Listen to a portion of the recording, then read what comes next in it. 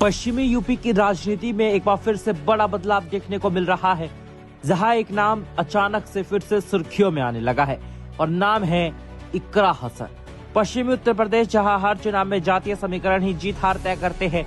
हाल ही में गुज्जर समाज की एक बड़ी सभा आयोजित हुई। इस सभा में शामिल हुई इकरा हसन। अब ये सवाल उठता है, आखिर इस एक एंट्री से इतना सियासी हंगामा क्यों है? क्योंकि ये सिर्फ एक सभा नहीं थी, एक संदेश था, और यह संदेश था गठबंधन की ताकत का। इकरा हसन एक युवा चेहरा और तेजी से उभरती हुई महिला नेता। उनकी पहचान सिर्फ एक समुदाय तक सीमित नहीं है, बल्कि वे युवा और महिलाओं के बीच भी पकड़ बना रही है। यही वजह है कि उनकी रैलियों में भीड़ उमड़ रही है। लोग उन्हें सुनने के लिए दूर दूर से आ रहे हैं। अब बात करते हैं पीडीए की। पीडीए यानी पिछड़ा, दलित और अल्पसंख्यक। यह वही फॉर्मूला है जिसे अखिलेश यादव 2024 के बाद से लगातार मजबूत करने की कोशिश कर रहे हैं। और अब इकरा हसन की एंट्री से इस समीकरण में एक नया ट्विस्ट आ गया है। पश्चिमी यूपी में गुज्जर समाज एक निर्णायक वोट बैंक माना जाता है। कई सीटों पर गुज्जर वोट सीधे जीत और हार तय करते हैं। अगर ये वोट बैंक सपा कांग्रेस गठबंधन की तरफ शिफ्ट होता है तो बीजेपी के लिए मुश्किलें बढ़ सकती है। आपको बता दें, समाजवादी पार्टी और कांग्रेस के गठबंधन को क्या फायदा होगा? सवाल ये है, क्या वाकई सच में इतना फायदा हो सकता है कि बीजेपी सत्ता से बेदखल हो जाए? इकरा हसन मुस्लिम वोट को मजबूत कर रही है। पीडीए फॉर्मूला पिछड़ा और दलित वोट जोड़ रहा है और अब गुज्जर समाज में भी सेंध लगाने की कोशिश कर दी गई है।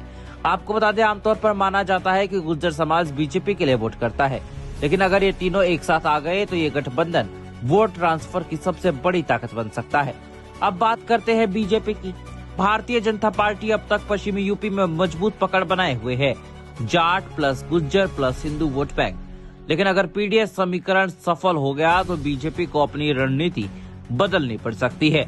सभा में आई भीड़ सिर्फ संख्या नहीं थी, ये एक संकेत था, एक बदलाव का संकेत था।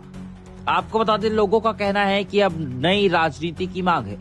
युवा नेतृत्व चाहिए, सामाजिक संतुलन और मजबूत गठबंधन भी चाहिए। अगर यही ट्रेंड जारी रहा तो पश्चिमी यूपी की कई सीटों पर कड़ा मुकाबला देखने को मिल सकता है। सपा और कांग्रेस गठबंधन को सीधा फायदा हो सकता है, बीजेपी को कड़ी टक्कर मिल सकती है। इकरा हसन की एंट्री अभी सिर्फ शुरुआत लग रही है। आने वाले दिनों में और बड़े चेहरे जुड़ सकते हैं और पीडीए समीकरण और मजबूत हो सकता है। तो कुल मिलाकर इकरा हसन की एंट्री ने सियासत को पीडीए समीकरण अब मजबूत दिख रहा है और पश्चिमी यूपी में मुकाबला और ज्यादा दिलचस्प होता हुआ दिखाई दे रहा है। वही दूसरी तरफ नजर जयंत चौधरी पर भी टिकी हुई है। जयंत चौधरी क्या करेंगे?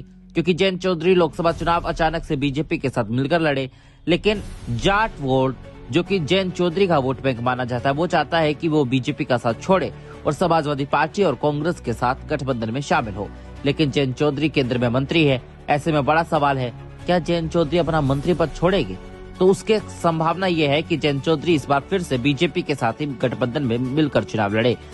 अब देखना ये होगा कि क्या ये भीड़ गुज्जर समाज की वोटों में बदलती है या फिर ये सिर्फ एक सियासी शोर बनकर रह जाएगी। आप क्या सोचते हैं? अपनी राय कमेंट बॉक्स में जरूर दें। वीडियो पसंद आए तो वीडियो को लाइक करें, शेयर करें और चैनल को भी सब्सक्राइब करें। Bureau report, Hindustan 9 Uttar Pradesh.